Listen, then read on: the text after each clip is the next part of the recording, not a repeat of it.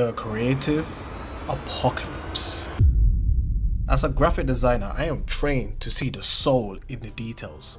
But lately, when I look at Western AAA games, I don't see art. I see a corporate checklist, I see AI shortcuts, and safe commercial viable designs that feel empty. You guys absolutely blew up my last video on why the West is struggling to compete with Chinese developers. With over 400 comments later, the consensus is clear. We are tired of this sort of creative apocalypse. While Western studios are leaning into mass layoffs, generative AI to obviously save costs, the East is actually doubling down on its craft. And today, we're going to be looking at why Western gaming monopoly isn't just cracking, it's being redesigned from the ground up. This isn't just a business failure, it's a creative one. Let's get into the thoughts. We at Razer are happy to announce Project Ava, your gaming AI companion. Wait, what? AI companion? Who asked for this? Well, Project Ava will help gamers with all their needs throughout the day. Help gamers?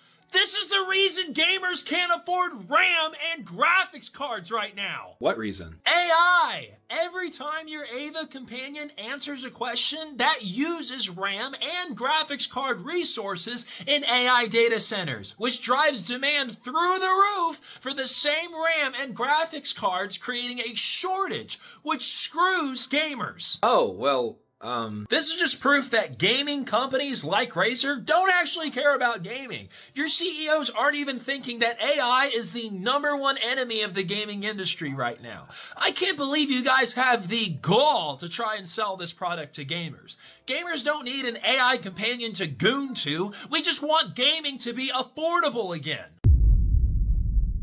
Looking at where wins meet from a designer's perspective, it isn't just another open world game. It's actually a love letter to a specific cultural aesthetic that the Western devs have largely abandoned in favor of a Western appeal. As a designer, it strikes me that it's not just the intention behind every frame.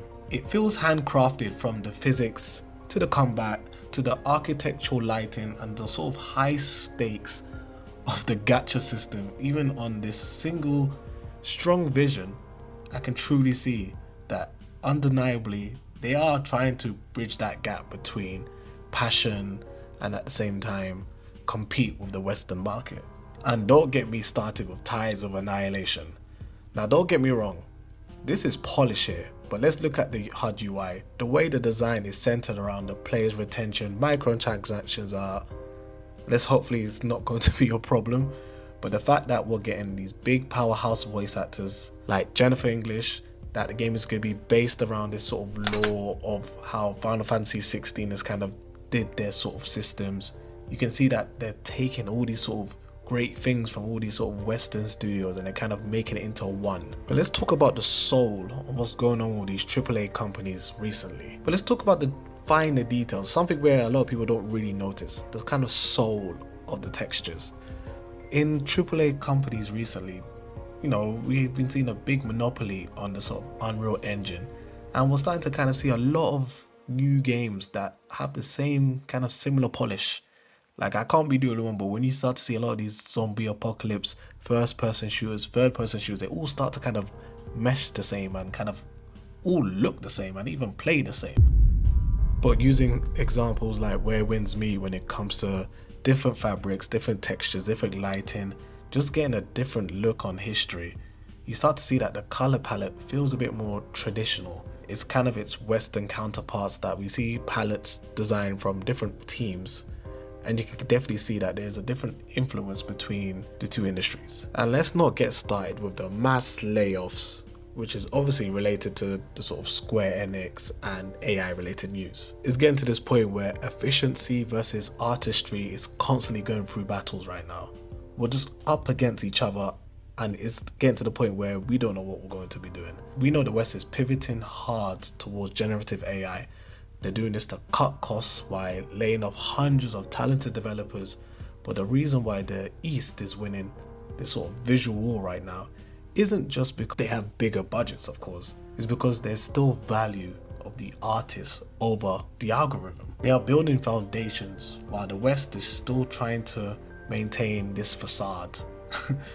If you're still a creative watching this, you know exactly what I'm talking about. We feel the difference. These Eastern games and these games built in China, they've kind of got more to showcase. They've got more to prove. So they're going crazy with like showing us what we can do, what they can bring to the marketplace, while the West is just how much times can we microtransaction in a game. We are at a crossroads right now.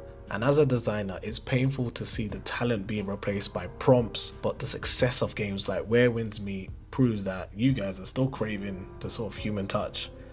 I actually want to hear from you guys. Like, do you guys still think Western studios can pivot back to art, or is the corporate checklist kind of here to stay? Drop it in the comments. I'll be there replying to every single comment. Check out my Patreon as well, as I kind of help people get into the sort of creative design industry by helping them grow their sort of social media platforms. Thanks again for stopping by, guys. Take care.